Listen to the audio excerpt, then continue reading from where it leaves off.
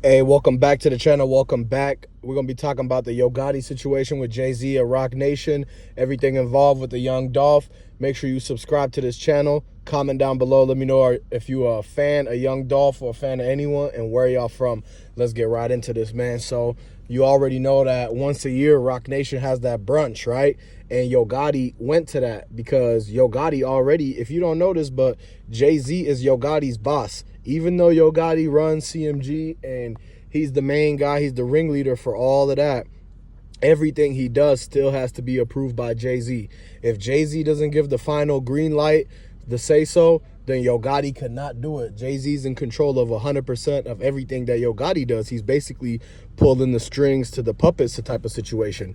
So basically, when they was at the Roc Nation brunch, everybody was conversating amongst themselves, and Jay-Z and Yo Gotti was standing right next to each other.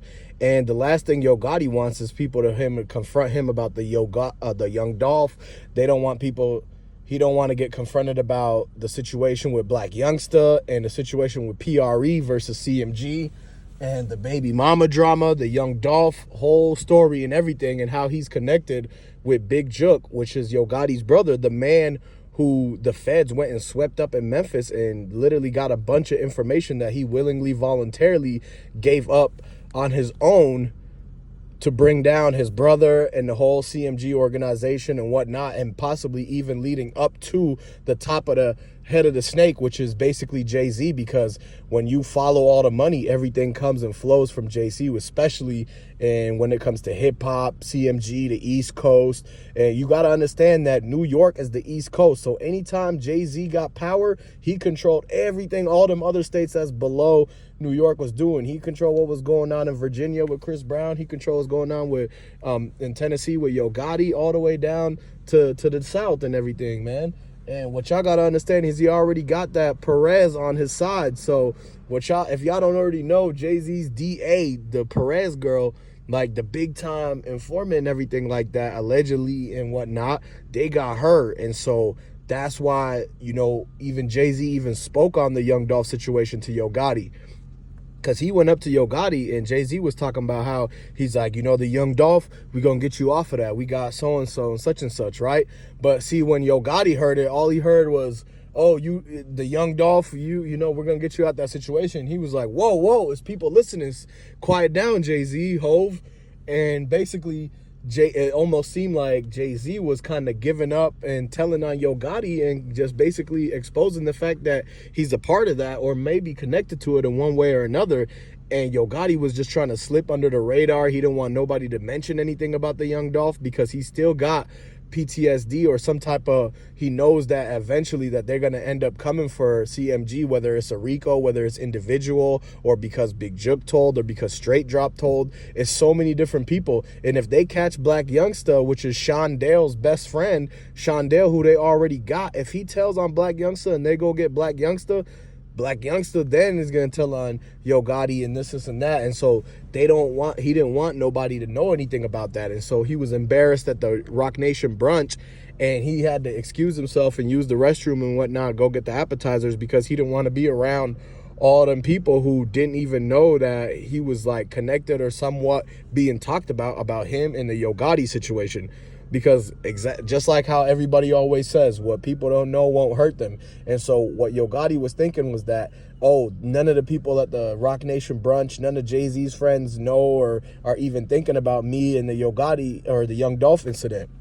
So he was like, oh, if they don't know it, it won't hurt them, it won't affect them. But then because somebody spoke on it, and it could have been Jay-Z or one of his people, whoever was there, because somebody spoke on it, and, you know, they were trying to brainstorm on how they were going to get him out that jam, it almost basically ties him up at being there. And, you know, it's almost as if they all know that he could have had something to do with it, or that he has some type of ties to it, since they're the feds are the ones that's going and interviewing and interrogating his brother, Big Jook, into getting way more details and info. Like, Big Jook did not have to actually say anything. Because if they already got Straight Drop and they already got all these other dudes for the Dolph, then Big Jook should have just never said anything. It would have helped him out better. But all in all, at the end of the day, we know that people crack under pressure and things happen for a reason. And so, you know, the karma and all the stuff that they were getting away with before, it all came back down, and the karma hit them hard this time. And for some reason, he just had a Freudian slip. He had a slip up to where he accidentally tried to, you know, get his way out of it by finessing and telling us the story a certain way where it didn't seem like he was the guy.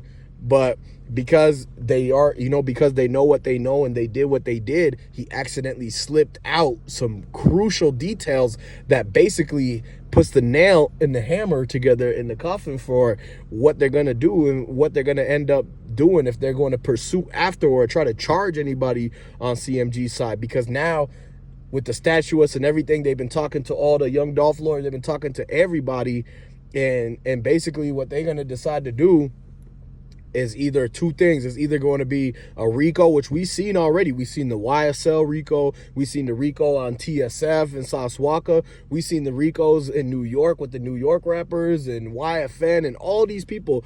It's easy now to RICO anybody who's not just an individual rapper, but a rapper who's part of a group.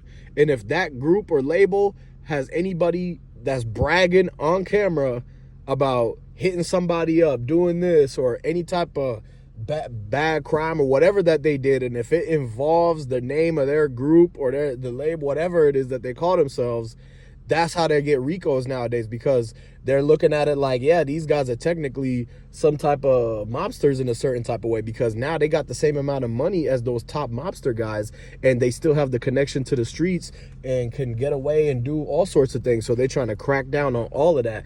That's why now being a rapper, it's a dangerous job in the streets, and it's a dangerous job in the courts or in the whatever. You know, we're just trying to get and survive these little battles of political situations that they putting themselves into, because of the fact that anytime that they promote something bad, or if they do something to get in trouble, it could always come back to a RICO, because they getting so much money and they're claiming this group and being so, you know, throwing up their signs and wearing the chains with the 3 letters on it and everything. They basically it's a modern day mob RICO type of crackdown. And so that's what's going on, because they all got a connection to the streets and everything. And so they should have left it all alone, because you got to separate your business side from your personal side. If personally this is the type of person you are, and you going out and doing these things in these hoods, or where you might not even be in that situation where that's the only thing that you can do or the only option. Now people got